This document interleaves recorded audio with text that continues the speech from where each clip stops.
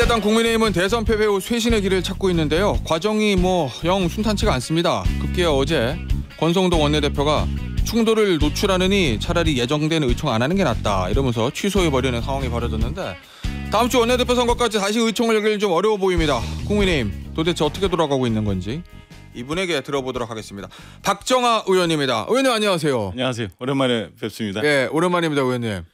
지금 대선 끝나서 속이 시원하십니까? 답답하십니까? 답답합니다. 고구마 몇 개 먹는 심정이고 예. 앞이 잘 안 보여요. 요즘 날씨 굉장히 좋은데 예. 이 날씨만 좋은 상태인 것 같고 예. 과연 우리 국민의힘은 어디로 가야 되는지 어디로 가고 있는지 예.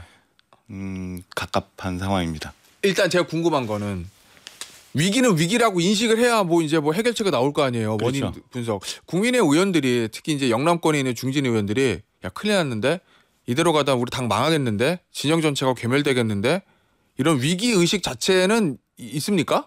저 말씀들을 잘 안 하시니까 솔직히 잘 모르겠는데 얘기를 안 해요? 두 부류의 분들이 계시는 것 같아요. 첫째는 지금 앵커 말씀 주신 것처럼 위기라고 전혀 생각하지 않는 분들. 그러니까 옛날에 우리 윤상현 의원님이 말씀하셨나요? 1, 2년 지나면 다 잊어먹어 다 될 거야 라고 생각해서 그냥 잊자라고 생각하시는 분. 이분들은 전 위기라고 생각 안 하는 거지. 예. 두 번째는 위기인 것 같은데 예. 내가 나서서 괜히 얘기하면 예. 좀 이상하다. 흘러가는 대로 한번 그냥 가보자라고 아무 말씀도 안 하시는 분들. 예. 저는 야속한 분들은 사실은 두 번째. 이 위기라고 생각이 들면 말씀하셔야지. 힘을 외쳐야지. 아니라고 말씀하셔야지 그래도 당이 제대로 가는 거고. 그다음에 오랫동안 이 국민의힘 계열의 보수 정당을 지켜주신 그 풀뿌리에 계셨던 우리 당원들의 그 걱정에 보답하는 길 아닌가요? 좀 말씀 좀 주셨으면 좋겠어요. 제가 얘기 자꾸 하면 개파 싸움이라고 그러고 당내 분란이라고 하니까. 예. 의원님. 갑갑합니다. 예. 어제 의총 안 했잖아요. 네. 의원님 언제 통보 받으셨어요? 의총 안 하는 거? 제가 어제 마침 SBS 여기 또 왔었어요. 2시 뉴스 브리핑 하려고 국회에서 출발해서 왔는데 1시 한 17분경 예. 의총이 취소됐다고 하고 예. 그 연휴가 아침에 서울고법 가서 항의를 했는데 이 메시지 혼선이 있다. 16일 원내대표 이후에 얘기하는 게 맞다라는 취지의 좀 취지글이 와서 이제는 당내 언론마저도 막히는구나라는 암담한 생각이 들었습니다. 우리 당 그렇잖아요. 대선 치르면서 국민들로부터 신뢰 없는 거 니네 안 된다라고 심판 받았잖아요. 쳤으니까. 두 번째 우리 대선 과정에 후보 강제 교체 사건이 있었잖아요. 예. 근데 그 당원들한테 부결당했잖아요. 예. 그럼 당원들로부터 니네 지금 안 된다라는 얘기 받은 거잖아요. 그렇죠. 그리고 결국 또 최근에 김용태 비대위원장이 얘기하는 혁신안 우리 전체 당원 의견 구해보자라고 하는데도 그것도 답이 없고 부정적인 말씀이 더 많아요. 예. 그러면 국민으로부터 신뢰 잃어버려 당원들도 믿을 수 없어. 근데 우리끼리 해보자라고 하는 의총마저도 이제 문을 닫으면 의원들도 믿을 수 없다는 거 아니에요. 그러면 도대체 누가 몇 분이 어떤 생각으로 어떤 분들이 당을 이끌어가고 당의 운명을 결정짓겠다고 하는지 저는 도저히 이해할 수가 없어요. 아니 어제 이제 권성동 원내대표가 어쨌든 원내대표 사퇴한다고 그랬지만 이 원내대표라는 게 대행이 없으니까 행정적으로는 이해할 수 있는 부분이 있어요. 그러니까 그 원내대표가 새로 선출될 때까지는 공백 상태이니까 그냥 직무를 불가비 수행한다라고 하는데 그럼 그 정도만 하시면 되는 건데 그리고 그 일례로 보면 그 전에 우리 그 계엄 탄핵 국면에서 추경호 원내대표가 더 사퇴를 했잖아요. 그때 당시는 또 배준영 원내 수석 부대표가 대행을 해서 거의 일을 처리했어요. 근데 지금은 뭔지 잘 모르겠다는 생각이 우선 하나 들고 두 번째는 저희가 원내 정당이 아니잖아요. 중앙당이 있는 전국 당원 정당이잖아요. 그럼 당원 정당의 제1 리더십은 당대표한테 있는 거잖아요. 그렇죠. 원내대표는 두 번째잖아요. 당대표가 거리됐을 때 원내대표가 그 직을 수행하는 거잖아요.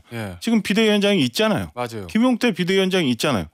근데 뭘 그렇게 행정공백이 생기는 거고 원내에서만 다 이루어져야 된다고 말씀하시는 건지 저는 잘 모르겠습니다. 왜 사퇴를 하고 아직도 권한을 행사하냐 이런 말씀이신데 어제 이제 원내대표 의원총회 취소하면서 했던 이 얘기가 당내 갈등과 분열의 모습으로 비춰질 수 있다는 우려를 고려했다. 그 얘기는 의원총회 열리면은 막 얘기하지 말라는 얘기죠. 아니 그러니까 우리 지금 당 정말 위기라는 건 저는 국민들도 다 알고 있고 당원들도 다 알고 있고 오히려 더 안타깝고 지금 막 조바심 나는 분들은 당원들이라고 생각해요. 예? 우리 그 김은수 후보가 막판에 막 결집을 하면서 그래도 41% 얻은 거는 예? 각 지역별로 안타까워서 동동동동 거렸던 새벽부터 밤까지 선거운동 하셨던 그 당원들이 만든 거예요. 그러면 예. 밤을 새서라도 의총해 갖고 뭔가 결론을 내야 되는 거 아니에요? 1박 2일 아니면 2박 3일 저기 교황 선출하는 것처럼 국가합의 방식이든 예? 해야 되는 거지. 그거를 문을 닫아놓고 나중에 얘기하자는 게 저는 납득할 수가 없습니다. 자, 권성동 대표가 이제 어제 표면적으로 한 얘기는 16일에 새 원내대표가 선출이 되면 어차피 어제는 해봐야 결론 안 나는데 16일 날 새 원내대표 선출이 되면 그 원내대표가 주도하에 하는 게 맞지 않겠니? 나는 그만뒀으니 요 얘기거든요. 아니 그게 16일까지 그렇게 여유가 있는 당이 아니잖아요. 그리고 지금 당장 접해 있는 게 김용태 비대위원장이 제시한 혁신안에 대해서 당내 의견 수렴이 잘 안 돼 있잖아요. 네. 의원들이 의총을 열어보면 제가 볼 때는 반반 정도 느낌이 있었고 그저께인가요? 그저께인가요? 그저께 의총했을 때 마지막 한 반반 정도 느낌이 있었거든요. 그런데 어제하고 그저께 또 다른 변화들이 좀 있었잖아요. 그러니까 저를 포함해서 재선 의원 한 반 정도가 김용태 위원장 얘기하는 게 맞다라는 얘기하고 제가 접하는 당원들로부터는 그렇게 가는 게 맞다라는 얘기들을 해요. 그러면은 그걸 가지고 새 원내대표가 선출되기 이전이라도 오늘 목요일이잖아요. 목금토일 4일이나 남았는데 4일이면은 미국을 갔다 오는 시간인데 해야지. 의견을 구해서 중지를 모으고 그 중지를 모여진 상황에서 새 원내대표가 선출되면 비대위원장과 원내대표가 협의해서 당의 진로를 정리하는 게 맞죠. 다 문 닫아놓고 김용태 위원장은 6월 30일까지 마지막이니까 그때까지만 하는 게 의원들의 전체 의견이다라고 잘못된 브리핑을 하면서 이렇게 막아놓는 게 저는 과연 제대로 된 정당 민주주의인가라는 생각이 듭니다. 의원님 만약에 어제 의총 열렸으면 위원장이 비대위원장이 얘기했던 그 5대 개혁안 통과될 수 있었을 거라고 보세요? 저는 그 자신 있게 단언은 못하는데 그 전에 몇몇 있었던 의원총회하고는 분위기가 사뭇 달랐을 수도 있다고 봅니다. 그 사뭇 달라질 수도 있다는 개인 생각이에요. 위기감 때문에 의총 안 했을 수도 있다고 저는 봐요. 권성동 원내대표가 야 이거 오늘 열었다가 잘못하면 분위기가 이상해진다. 그러니까 의원들마저도 이제 믿지 못하는 상황으로 간 거예요. 아니 그 연결된 말씀일 수도 있는데 오늘 동아일보 사설 제목입니다. 40분 전 일방적 의총 취소, 눈꽃만한 책임도 안 지겠다는 친윤 이렇게 돼 있고 조선일보 정치면 기사 보면 이제 국민의 관계자 발로 어떤 기사를 썼냐면 친윤 측에서 구주류 측에서 새 원내대표의 친윤 인사를 선출해서 이 5대 개혁안 뭉개고 가겠다라는 의도를 드러낸 것이다라고 누군가가 얘기했다는 취지로 기사 써 있거든요. 제 의견은 아니고. 저는 어떻게 보세요? 그런 우려도 충분히 있다고 봐요. 실제로요? 그거를 생각하고 있는 건지도 모르겠어요.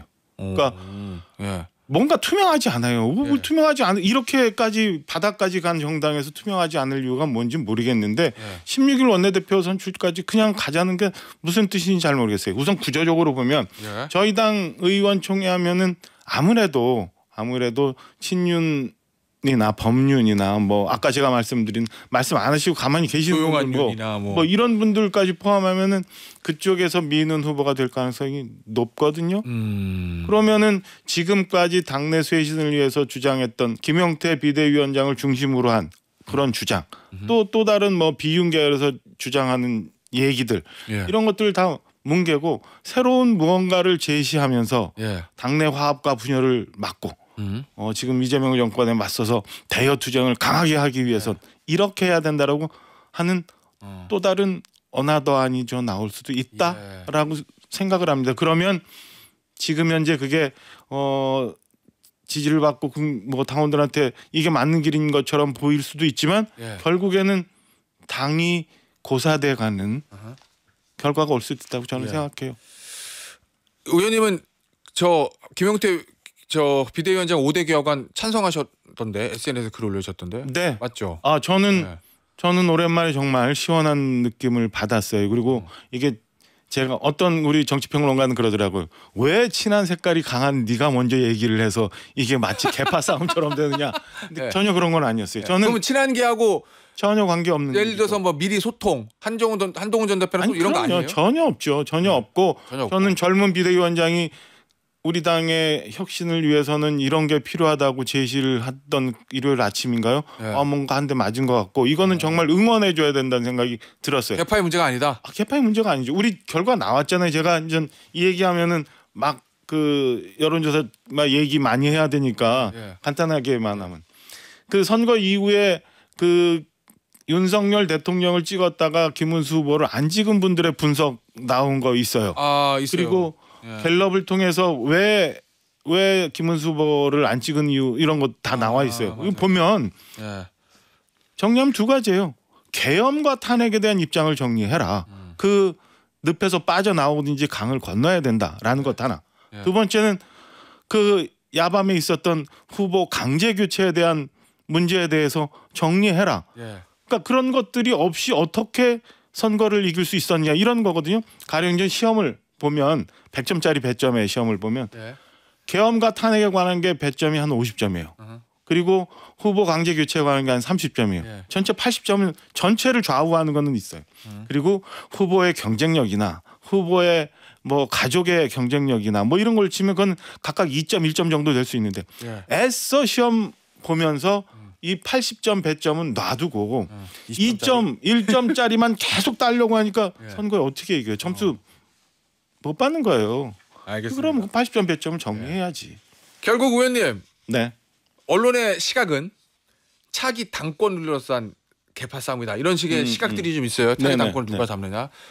구주류인 친윤이 그 당권을 놓고 싶지 않아서 뭐 한덕수 옹림로부터 시작됐다라는 게 이제 대다수 언론들의 시각인데 다음 만약에 원내대표 선출되면 전당대회 안 하고 그냥 연속 비대위 또는 전당대회 하더라도 지도체제 변경 이런 거 있을 수도 있다고 보십니까? 저는 가능하다고 봅니다. 그래서 아까 투명하지 않고 무슨 생각인지 모르겠다고 말씀드리는 게 그런 게 포함되어 있는데요. 지금 의총에서 의원들이 많이 동의하는 부분은 조속히 전당대회를 열어서 정통성 있는 리더십을 세우자. 이거는 동의를 많이 해요. 그래서 8월 전당대회까지 나오는 얘기고요. 그러면은 그렇게 가야 되는 것 하나. 그다음에 그 김영태 비대위원장이 얘기하는 혁신안에 대해서는 설왕설래 반반. 뭐 이렇게 되는데 원내대표 선출 때까지 이런 얘기 저런 얘기 다 막자라고 하는데 보면은 말씀 얼핏 주신 것처럼 저는 여러 가지 가능성이 있다고 봅니다. 지금 어제 아침에 서울 고법 가갖고 지금 의총 했었잖아요. 여기는 강한 대여 투쟁 지금 이럴 때 아니다.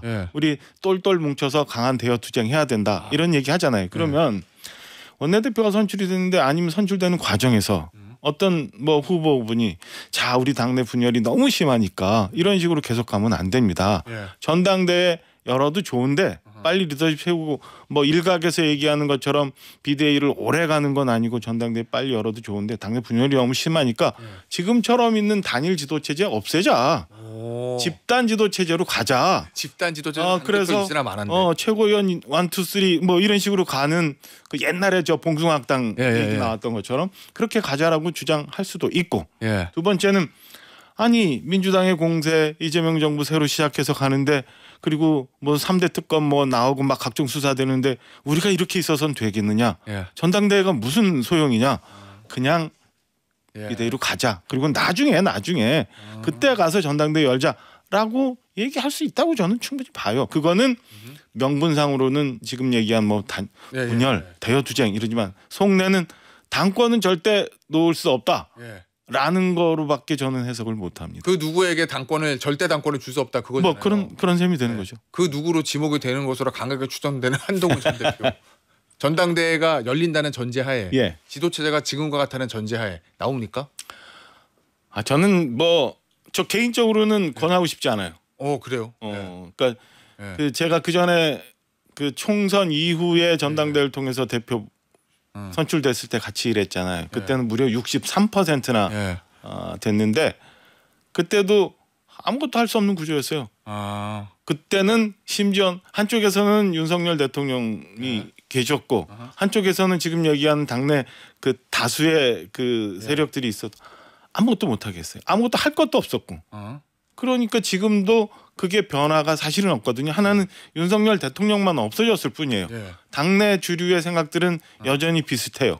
그럼 당대표 돼봐야 뭔 소용이 있고 당이 어떻게 쇄신을 해요. 지금 김용태 비대위원장이 얘기하는 그 5대 혁신안마저도 받아들이지 못하는 분위기인데 무슨 쇄신을 하고 무슨 혁신을 해요. 그러면은 괜히 아침마다 나와서 회의하고 당대표 월급도 없거든요. 오히려 당비 내야 되는데 권하고 싶지 않다. 뭐하러 하나. 그리고 이런 상태로 계속 가면 내년 지방선거 결과 불보듯 뻔합니다. 그러면 지방선거 끝나고 나면 모든 책임을 다 똑바가지 씌워서 또 쫓아낼 텐데 그래서 저는 저 같으면 권하고 싶지 않아요. 근데 뭐 한동훈 전 대표도 다른 분들의 의견도 많이 오고 그다음에 꼭 한동훈 전 대표가 당 대표가 돼서 우리 당을 좀 쇄신시켜라라는 당원들의 요구가 많으니까 고심은 하고 있는 것 같습니다. 근데 하여튼 뭐 권하고 싶지 않은 생각이 들어요. 알겠습니다. 자 그러면 김문수 전 후보는 이거는 나올 것 같습니까? 안 나올 것 같습니까? 일단 당신은 분명하게 말씀을 안 하시는데 대선 결과 나온 이후에 몇몇 행보들을 보면 그리고 뭐 이제 전 그 계엄 탄핵 과정에서 전화번호가 저희 의원들 다 노출이 돼서 문자 폭탄이 엄청 많아요. 근데 그래서 이제 그 관련해서 문자가 많이 오는데 그런 거 보면 저는 나올 가능성이 더 높다라고 보고 있습니다. 그런데 그게 과연 당의 발전을 위해서 옳은가라는 데에 대해서는 회의적이라고 생각해요. 하나만 더 질문 드릴게요. 어제 한지아 의원이 친한계 내부에 한동훈 전 대표 출마 찬성 6 반대 4거든요. 의원님이 보시기엔 분포가 어떻게 돼요? 저도 뭐 그 정도 비율 6대 4 내지는 7대 3. 저는 3 내지 4에 포함되어 있는 사람인 거고. 그래요? 예. 알겠습니다. 의원님들 그럼 김문수 후보도 안 나와야 된다는 입장이세요? 김문수 후보 출마하는 거는 본인의 자유죠. 그리고 그 결과에 대해서는 당원들이 선택한 거니까 그마저도 다 받아들여야 되는 거죠. 그러나 당의 발전을 위해서 대한민국의 여야 균형 있는 보수 진보의 날개를 위해서 저는 김문수 후보는 그 대선 평가로 스스로 판단하셔야 된다는 게 맞다고 생각합니다. 알겠습니다. 오늘 인터뷰 여기서 마무리하도록 할게요. 국민의힘의 박정아 의원이었습니다. 의원님 감사합니다. 고맙습니다.